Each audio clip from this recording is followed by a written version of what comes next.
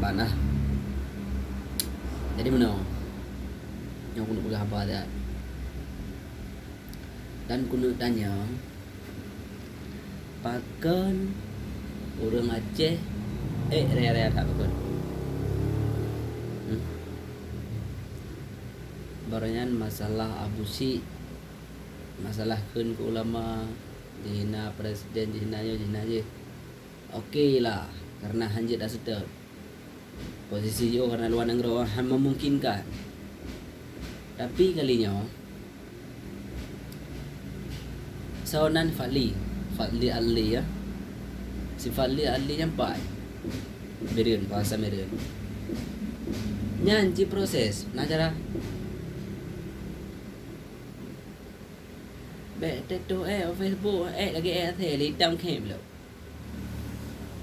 Nyan tira orang yang dalam kawasan ro hai fikir bek tu Facebook, bek minta viral. Nào đi không? Tôi Facebook kan ro. Alake lama abusi. Nya ke kamu dukung abusi, ubah ayo kamu dukung abusi. Ha? Laki utak, aku ju lah utak. Aku dengar bakal pegang haban lah utak ju. Makanya aku pegang sebab video. Cik pegang tiga pakai, cik jawab. Thau nama beha nam dolong kereh cik jawab tiga. Buka berjelas-jelas ada.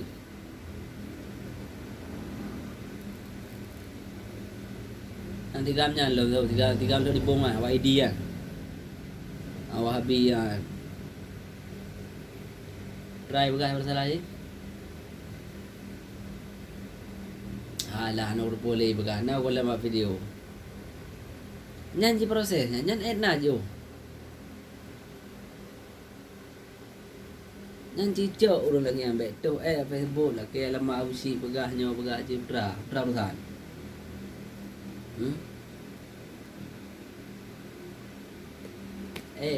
Mah gitu.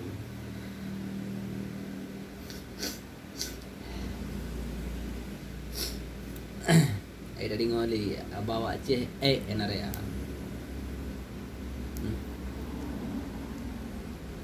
Udah dari ngol. Tiga ada apa Facebook, baik minta viral, baik perhaya ada ngau muda dia.